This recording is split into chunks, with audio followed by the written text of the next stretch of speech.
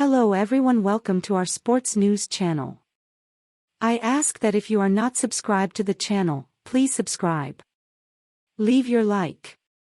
Thank you very much for watching the video.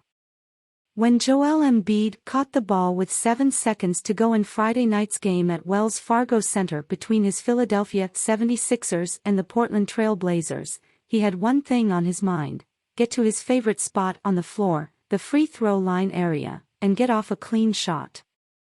"Once I got there," Embiid would say later, "I just knew I had to make it." He didn't disappoint. Embiid drained a fallaway jumper with 1.1 seconds to go, a bucket that gave Philadelphia its first lead of the entire contest and lifted the 76ers to a thrilling 120-119 win over Portland in front of a raucous sellout crowd of 21,001.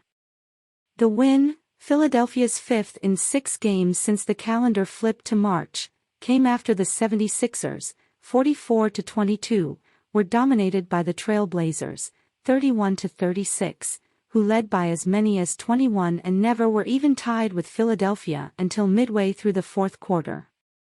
"It wasn't our night until 1.1 seconds, when you think about it," 76ers coach Doc Rivers said. "We stayed at it. We were looking for everything and just couldn't get going, man. We looked like we were in mud in the first half on both ends. That's a hell of a win for us because we didn't have a lot, and you could see it." Philadelphia certainly didn't have anything in the first half, when they allowed the Blazers, and, in particular, Anthony Simons, who finished with 34 points and went 8 for 12 from three-point range, to do whatever they wanted. Things began to turn around in the second half, though, and Philadelphia quickly began to narrow the gap, setting up Embiid's heroics. "Defense," said James Harden, who had 19 points, 9 rebounds and 8 assists, when asked what changed in the second half.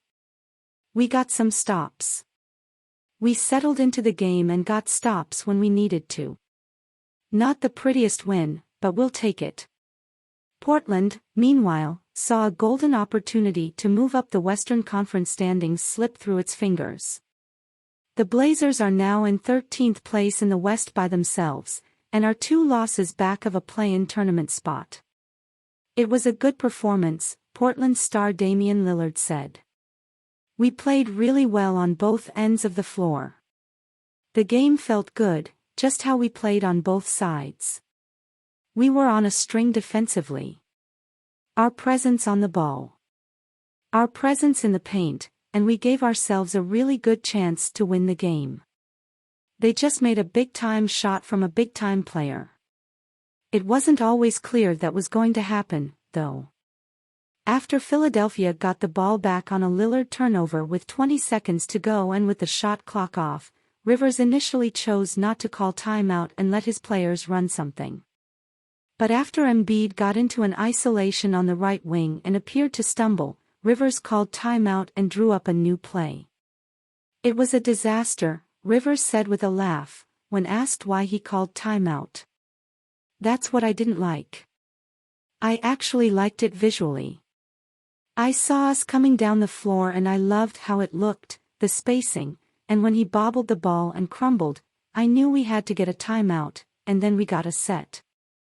The play Rivers originally drew up was for Embiid to either execute a dribble handoff with Harden, or fake it and attack the defense himself.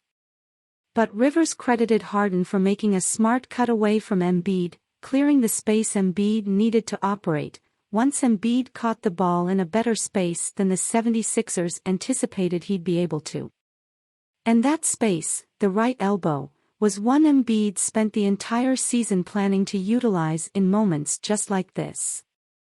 In the past, Embiid would have gone into the post, and, as a result, given teams an easier opportunity to double-team him. He said this was a prime example of exactly why he did that work in these areas of the court this summer. "Yeah, that's the perfect spot, honestly, especially from my previous years," Embiid said. "I've had a couple of opportunities of game winners and stuff and we kept trying to post. It's easy to double and there's not enough space.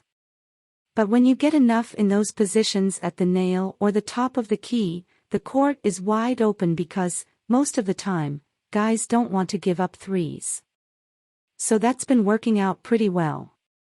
It certainly worked out well for the 76ers Friday night, as Embiid had his latest huge game of the season.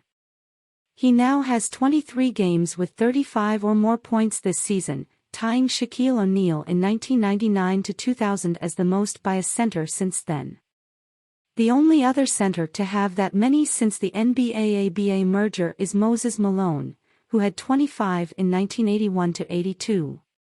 Both players won the league's MVP award that season.